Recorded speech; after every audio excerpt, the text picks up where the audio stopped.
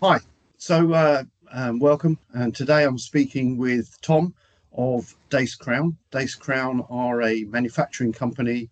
They're members of the GTMA. They're based in the West Midlands, in the UK. Hello, Tom, and thanks for contributing to this podcast. Um, Hello, how are you? maybe the best way to start this is for me to ask, you know, who are Dace Crown? How did they come about?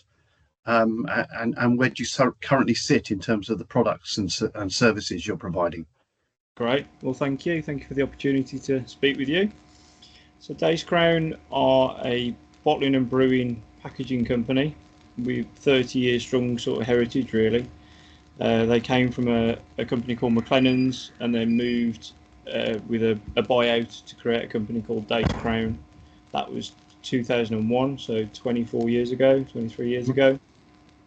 Throughout that time, they've been supporting the bottling and brewing pharmaceutical industries.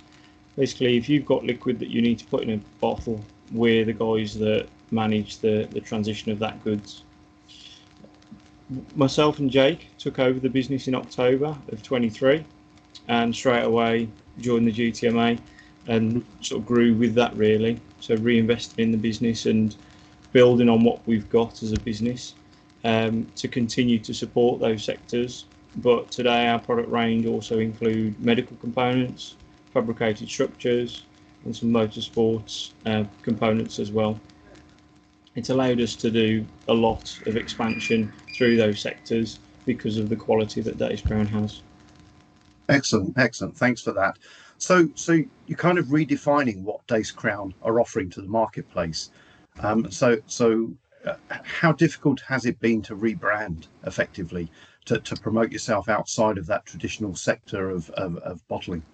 Yeah, so it takes a lot of commitment, a lot of continual improvement. That's the big sort of push from myself and Jake really. So initially we developed a new logo, new website, new branding, and built on that straight away. So inputted that almost immediately into the business. New logo, new sign up outside, the simple things, logos on shirts, through to, like I say, the complete website overhaul, really pushing that ability that we're doing the brewing, we're doing the bottling, we're still filling that liquid in a jar or in a glass or in a can, but adding to that the other sectors. What we're really keen to do is not be this sort of job shop that's seen to just offer we can do anything. There are our niches and we needed to stick to those. We needed to stick in the medical, need to stick in the bottling, need to stick to the motorsport sectors that we knew worked and that our business could help, and Mhm. really built on that. Uh, And you mentioned about as soon as you guys took over, you signed up in membership of the GTMA. Now yeah, I know because I've seen you put boots on the ground. You've attended quite a few trade shows, and you're very active, the two of you, in actually promoting yourselves and yes, engaging. yeah. Um, I wonder if I can ask you to expand a little bit around that and how you're trying to directly reach out to people, but also, um, you know, what has the GTMA managed to do alongside you or for you over the last 12 months? So we joined immediately, as you said, and what we were able to release straight away was the ability to sort of talk to people like yourselves on a face-to-face level. So go, we've got this great idea. This is what we're doing with our business. This is where we want it to be. This is our vision. Bought into that straight away, and so they gave us the GTMA gave us this platform where we could go and promote ourselves, not in a way of here's a product, buy it, but in a way of here's a skill set, here's a business that we're passionate about and we believe can help other people, and go to those trade shows and sort of talk through.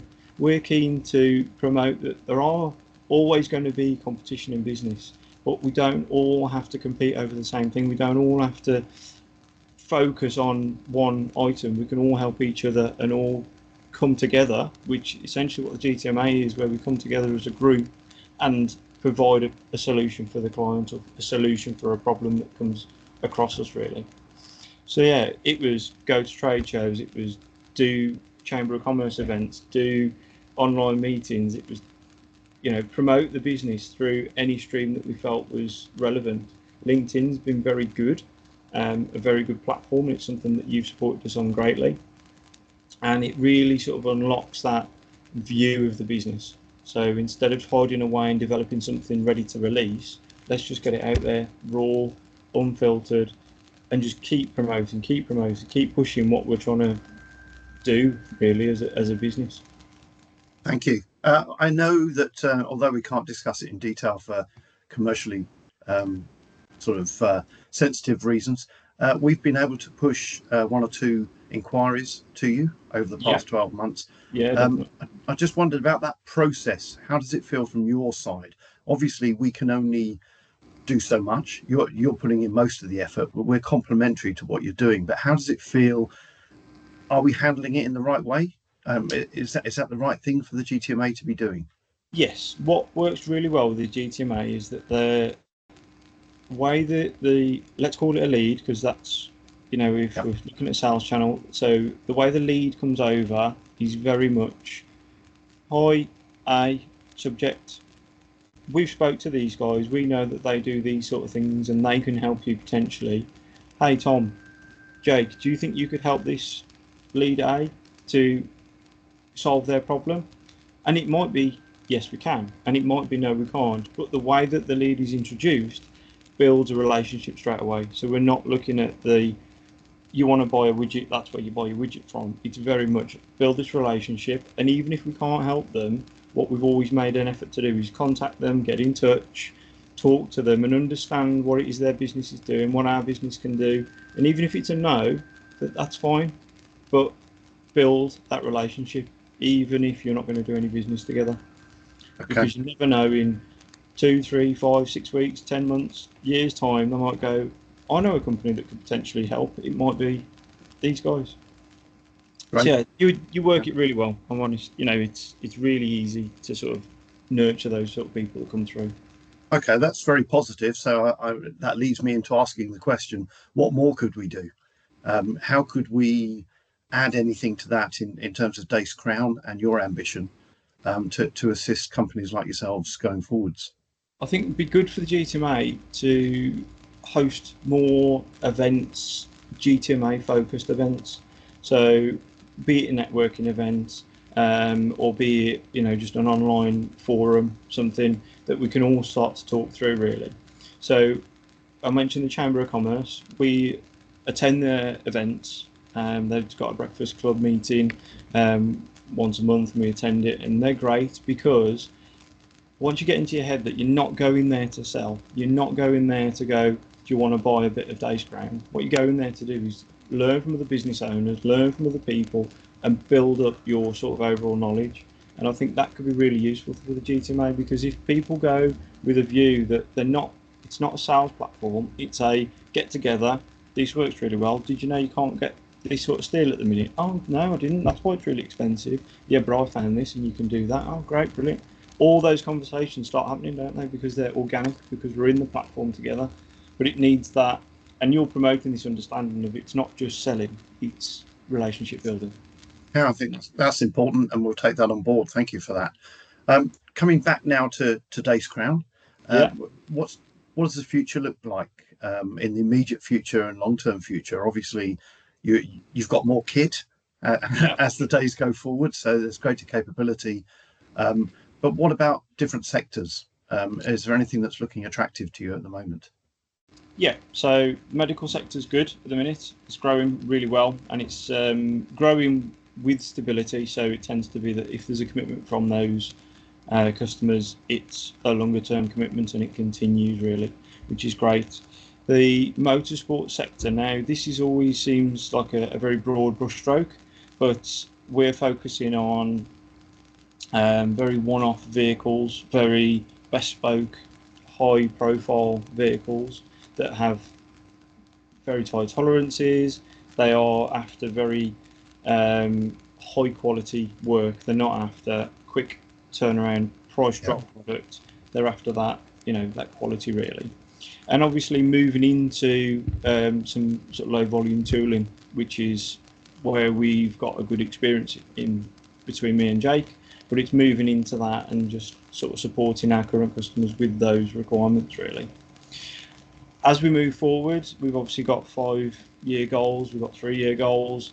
One of the big things for us is to build a business that's got sustainability, and that's on 2 levels. So on your carbon footprint reduction, so we're looking at alternative energies, we're looking at ways of reducing our waste, even to getting a recycling bin, the real minor things, but also looking at a bigger level, how we can reduce that. But then also give that sustainability for jobs in the local area. So we've opened 3 roles actually for employees from the local area. So 2 apprentices and a skilled person. So we've really sort of compounded that that growth really. That's nice that you mentioned the future in terms of people. I think it's beholding on us as the GTMA to try to provide more support for apprentices and recruitment of young people into the industry, and it's certainly something we're looking at doing in the way of maybe bursaries going forwards within member companies. The skills shortage is an ongoing problem that is not going to be fixed overnight. But your adventure, your ambition to recruit people locally and train them up, I think, is to be applauded. And that's really the only way to organically grow a company like your own. So before we sign off, obviously I want to wish you continued success. And as a member organisation that lives on membership and membership input and membership contributions, I'd just like to ask you and to anyone else who's watching this podcast who are members of the GTMA to continually talk with us about things that you want, things that you need, and hopefully we can bring more to the table as we go forwards. The world changes and we should change ahead of it or with it and try to anticipate what our members need.